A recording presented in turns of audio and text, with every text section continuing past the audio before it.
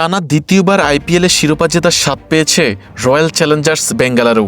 এ রেশ কাটতে না কাটতেই বড় ধাক্কা খেয়েছে team RCB.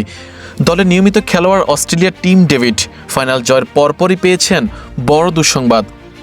Royal Challengers Bengaluru বা অন্য কোনো দলে 2027 সালের আইপিএলে প্রথম ম্যাচ খেলতে পারবেন না এই ক্রিকেটার। ফাইনালে আম্পায়ার নীতিন মেননের দিকে আইস ব্যাগ ছুঁড়ে মারাই কাল হয়ে দাঁড়িয়েছে এই ব্যাটারের জন্য, যার শাস্তি হিসেবে আগামী আসরে প্রথম ম্যাচে খেলতে পারবেন না টি-20 ক্রিকেটের এই হার্ড হিটার। এটি ছিল ডেভিডের মৌসুমের তৃতীয় লেভেল 1 অপরাধ, যার কারণে ম্যাচ ফির 50% জরিমানার পাশাপাশি 2টি ডিমেরিট পয়েন্টও হজম করতে হচ্ছে এই ক্রিকেটারকে। গত 36 মাসে তার মোট ডিমেরিট পয়েন্টের সংখ্যা দাঁড়ায় 5, যার কারণে স্বয়ংক্রিয়ভাবে এক ম্যাচের নিষেধাজ্ঞা কার্যকর হয়েছে।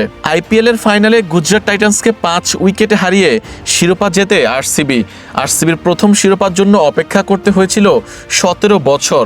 চেন্নাই সুপার কিংস ও মুম্বাই ইন্ডিয়ান্সের পর তৃতীয় দল হিসেবে আরসিবির টানা 2 আসরে শিরোপা জিতেছে। তবে নিষেধাজ্ঞার এই দুঃসংবাদের মাঝেও মাঠে নিজের সামর্থ্যের প্রমাণ দিয়েছেন টিম ডেভিড। পুরো মৌসুমে 305 রান করে আরসিবির শিরোপা জয়ে গুরুত্বপূর্ণ ভূমিকা রাখেন এই অস্ট্রেলিয়ান ব্যাটার। তবে ফাইনালের এক মুহূর্তের আবেগের মূল্য তাকে দিতে হচ্ছে বড়ভাবেই।